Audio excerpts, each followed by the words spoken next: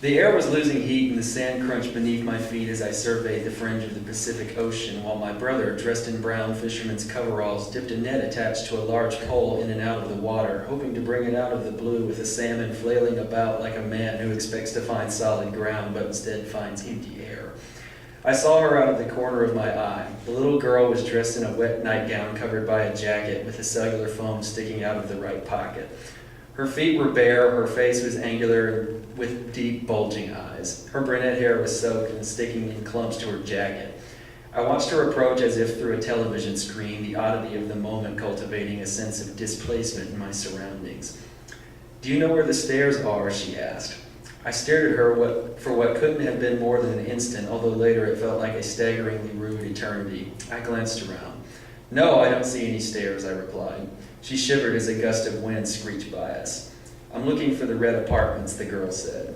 My head swiveled around again, and I noticed a large red apartment building on the bluff overlooking the beach, the paint resembling a fire truck. "I think they're right over there," I responded, pointing at the building. Her head swiveled to follow the imaginary line drawn by my index finger. "No, that's not it," she said. My brother plunged his net back into the water, oblivious to the girl who punctuated my evening with aberrance. "Where's your mother?" I asked. She looked not at me, but around the area, as if one more inspection might reveal the destination of her trek. "She's at home. She told me I could go to the beach," she said. Her right hand patted at the cellular phone, a vague motion that looked unconscious. I called her, but she didn't answer.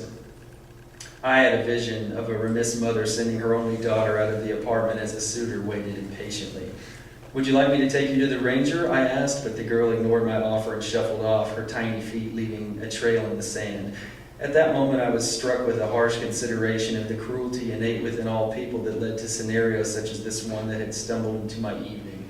As I turned to watch my brother, a salmon dangling from his hand, he picked up a rock and brought it into the fish's brain, his eyes taking on the appearance of an evening sky sliced in half by a screaming flare.